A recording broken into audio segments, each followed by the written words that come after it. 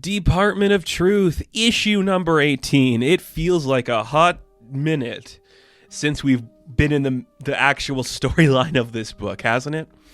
I don't even remember how long it's been, but it's just been like, oh, come on, man, we have to get back here. I feel like we've been missing it, and we're back.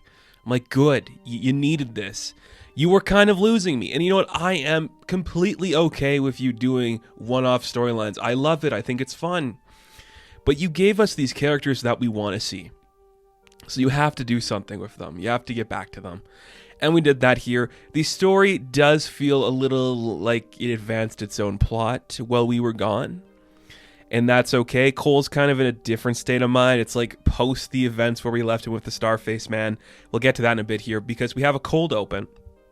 It's Moscow, 1991. A younger but older Lee Harvey Oswald is meeting with a man who we would come to find is named Gregory Petrov.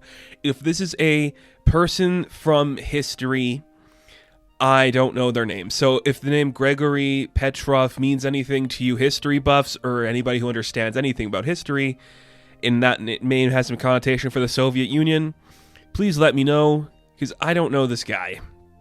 But he is meeting with Lee. They're going to a diner, and basically these were two men on the opposite sides of the same coin. We see that Gregory worked for the Ministry of Lies, and you see, of course, that Lee worked for the Department of Truth. Great use of colors in here, having Lee being like the blue silhouette of America, with the red being for the Soviets. That's really cool. But the Cold War's over, and the Soviets lost. And pretty much Lee's here to gloat. But he's actually here like, hey man, you want to come to the department? He's like, no, I don't want to come to the department.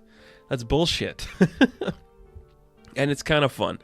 Again, you just see like this idea being played here where Gregory's like, you know, our ideas don't go away. You just destroyed the other superpower of the world. And now you think your American Disney bullshit is going to fill the minds of every capable person in the world? You think now that you're the only powerful dog atop this, hill? You're not. Our ideas will come back in different ways. They'll form into something new. Like, you can't control this idea. It'll morph into something new. If you came here just to gloat, I'm not having your bullshit, man. That's nothing. Lee starts to walk away, and you kind of already see that he tried to get his friend Gregory to come with him to the Department of Truth, but he chose a different path. He is going to choose a different path that comes towards him, because we get a scene where Gregory is walking down the streets. He is encountered by Martin Barker, and we see that he's about to join Black Hat. I think that's really cool. Again, great use of the Soviet Union. There's a lot of conspiracy and ideas being thrown in that era. I think it works just fine doing something cool in here with that. Very impressive. I enjoy it. Very fun stuff. Again, I love the name Martin Barker just because my name's Barker. That's awesome. I love it. Very fun. So then we cut back to the present day. And we catch up with Cole. The events of the Starface Men are kind of behind him. And he's not doing good. He's kind of out of it just in terms of everything. He can't catch a break. His husband's like, dude, you are not doing okay? Where are you? Like, where are you emotionally?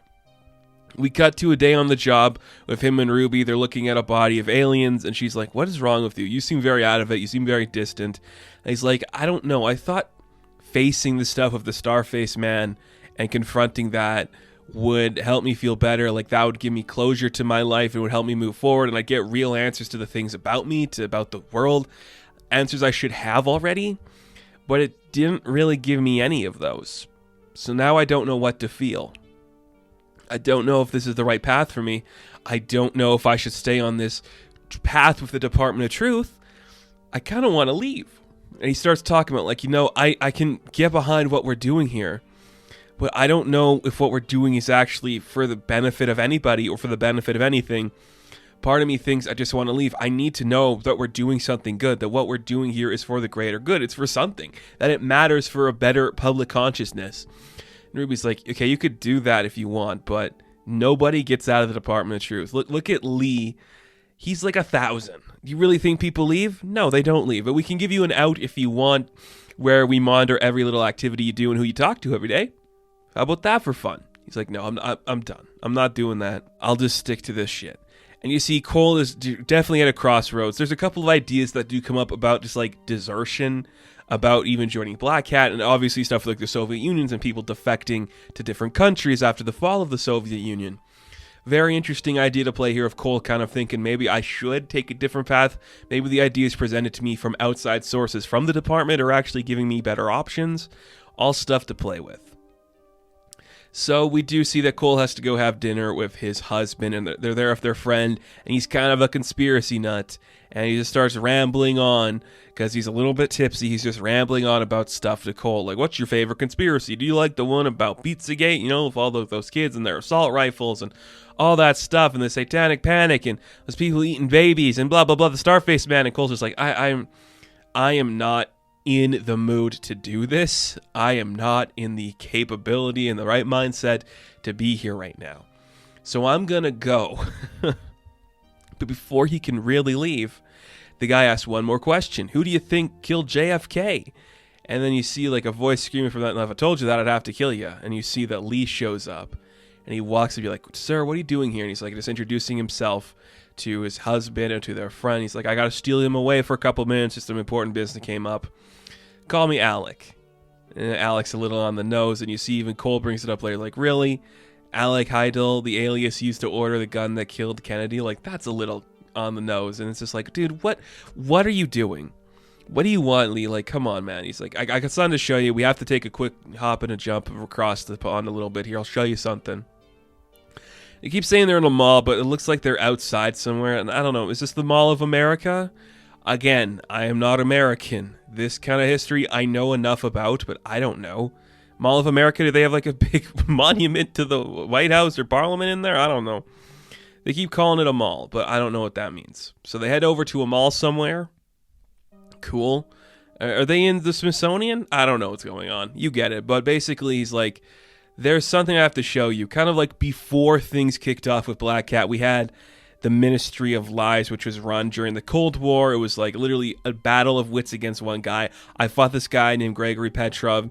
We were going against each other in these different things, and we tried to stop each other and all this stuff, and I really wanted to help him. I think he was a genuinely interesting guy, and that's why it kind of sucks that I have to show you this.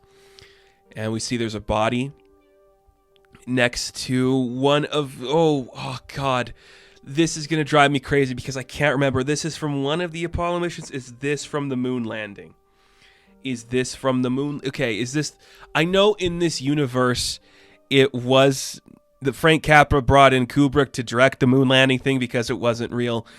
That is one of the things from the moon landing. Like in our world, it's like one of the rovers or one of the Apollo things for the moon landing. Either way, Gregory's body is there because now Martin Barker knows the truth. He is, the world's a lie. The world's a lie. Yeah, we faked the moon landing. He knows that. He's going to spread the message. More falsehoods coming through the world. We are screwed. Damn straight. Cool to get back. We really needed to get back here. And look, I have been an advocate of Tynan for a while. I like the guy. I support him.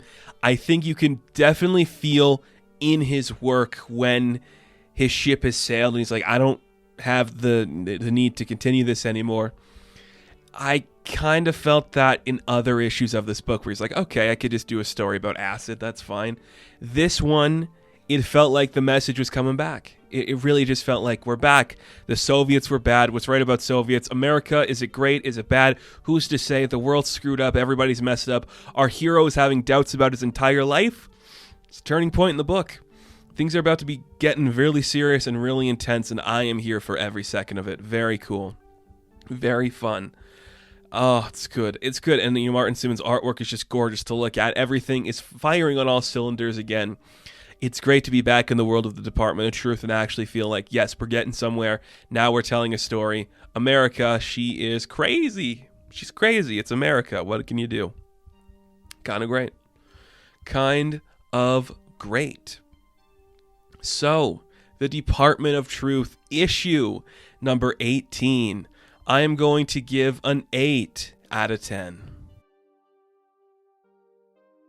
Now, thank you guys for watching this review. Be sure to like and subscribe to the channel. As always, you can check me out on Instagram, TikTok, and Twitter. And as always, I will catch you in the next one. Have fun. Stay safe. Good luck.